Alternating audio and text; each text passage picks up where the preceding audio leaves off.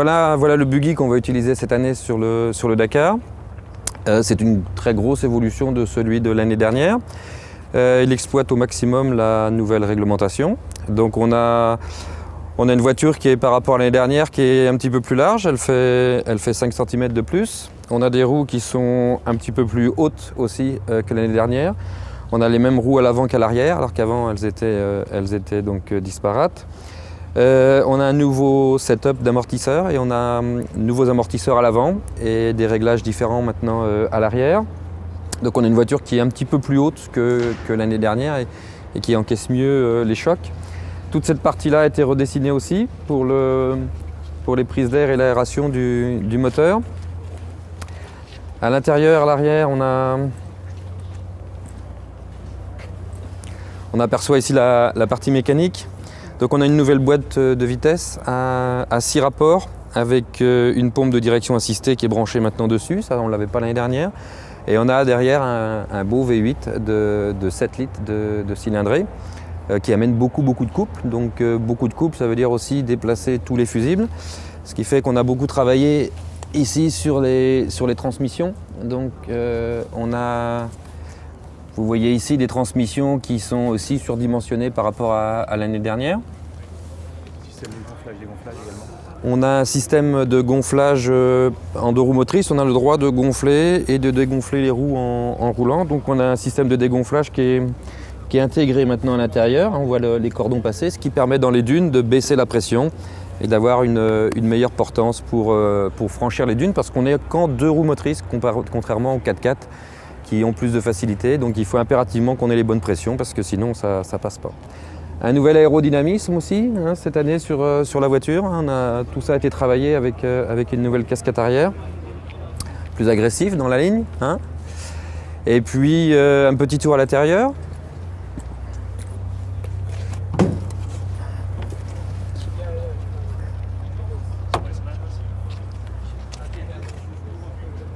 Alors voilà l'intérieur du buggy, voilà où on va passer 3 semaines.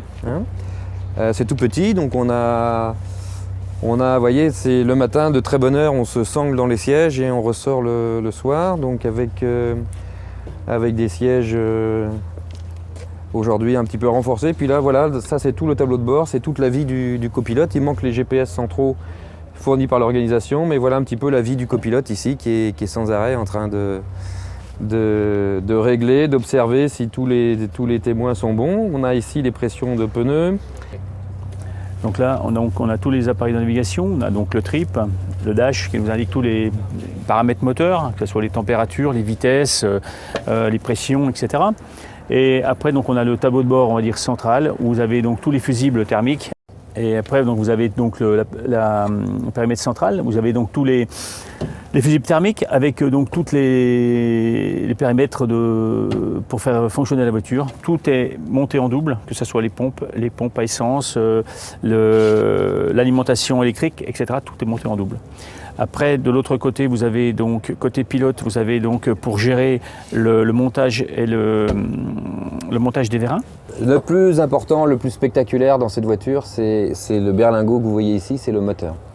On a un petit V8 qui a été préparé, qui fait 7 litres de cylindrée, qui a beaucoup de couple. C'est ce qui est le plus surprenant quand on conduit cette nouvelle voiture.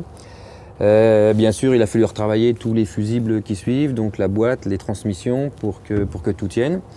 Et puis un gros travail, forcément, la voiture est plus performante, elle va plus vite. Et le plus important en rallye raid, c'est la liaison au sol.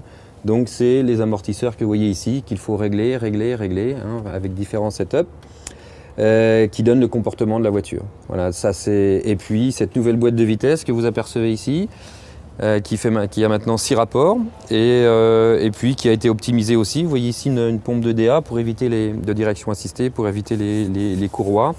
Voilà, tout ça a été très pensé, très optimisé. Et avec les nombreux tests que nous avons faits là, au mois d'octobre, nous et Carlos surtout, eh bien, 0 problème, à part les transmissions qu'on a refaites et qui ont été renforcées. Mais je peux vous dire que du matin au soir, la voiture a roulé, tapé, jusqu'à temps, on était là pour la tester, pour la casser. Et l'ensemble est très bien né, ça fait une voiture et performante et maintenant, je pense, très fiable pour faire un bon Dakar.